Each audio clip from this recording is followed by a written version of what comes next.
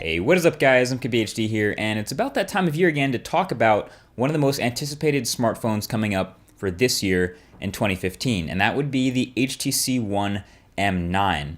So the HTC One M8 that came out last year is already one of the most well-liked phones of 2014, and it's also one of the most popular. I gave it an award in my Smartphone Awards 2014, and it continued to drive the conversation about build quality in smartphones with that aluminum unibody design, and of course, my favorite, the boom sound front-facing speakers, which were dope as usual. So you can expect the next HTC One M9 to keep a lot of what made the HTC One M8 so good and so popular, like the metal and like the boom sound front-facing speakers. So here's a question. With phones getting so much bigger and screens getting huge and all these smartphones we see, can you make this screen on this smartphone bigger without making the whole phone huge? See, the thing about the HTC One is it's already a pretty big 5-inch screen, and then you add those huge speakers up top and on the bottom, so it's pretty large. And the power button up top has always been a little bit hard to reach, I guess especially if you have small hands. Well, to answer this question, we actually have, thanks to some pretty trustworthy looking leaks, a super clear look at the HTC One M9's design. So right off the bat, you're gonna notice, yep, it's still metal, that all aluminum unibody enclosure is still there. And you also notice the buttons are moved around. So the volume buttons are now moved over to the right-hand side of the device, and they're now separated. And the power button is now also moved from the top also to the right-hand side. So all of the buttons are on the right-hand side of the device, which I guess should make them easier to reach and a little bit easier to use with one hand, especially since this phone will still be a little bit slippery with that rounded metal. So aside from the back of the phone, those button changes seem to be the biggest design change between the One M8 and the M9 this year, which I guess is a good thing if you already like the current design, which a lot of people did. So a lot of the complaints about the HTC One have been about its camera. This camera, actually, it's one of the most polarizing cameras in all of smartphones because some people really love it, but a lot of people are just really disappointed by it and are torn over buying a phone like this because it seems like the biggest weakness. The HTC One M7, the first generation when it first came out, had this ultra pixel camera, so 4 megapixels, which is supposed to be better in low light. This optical image stabilization did really well, but overall the photos and videos it took were pretty meh. They weren't always spectacular. A lot of times people did get great results, but it was super hit or miss. So the HTC One M8 came out and they stuck with the ultra pixels. So you get a 4 megapixel sensor in here, no 4K video, but they made it a little bit better, and if you're gonna stick with ultra pixels, you have to make it better.